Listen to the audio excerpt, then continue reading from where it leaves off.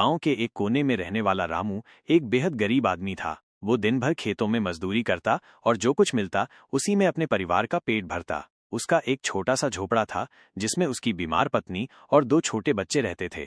रामू का सपना था कि उसके बच्चे पढ़ लिख कर एक अच्छा जीवन जिएं, लेकिन गरीबी ने उसे मजबूर कर रखा था। कभी पेट भर खाना मिलता तो कभी आधा पेट ही सो जाना पड़ता। एक दिन खेत में काम करते वक्त रामू को एक बटुआ मिला। उसने देखा कि उसमें काफी पैसे थे और कुछ कागज भी। बटुए में एक पहचान पत्र भी था, किसी बड़े जमींदार का नाम लिखा था।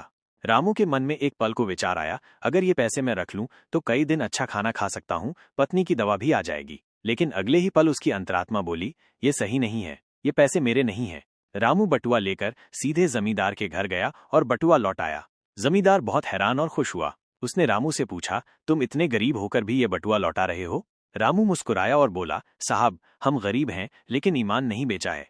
जमींदार ने उसकी ईमानदारी से प्रभावित होकर उसे स्थायी नौकरी दे दी, उसके बच्चों की पढ़ाई का खर्च उठाया और उसकी पत्नी का इलाज भी करवाया।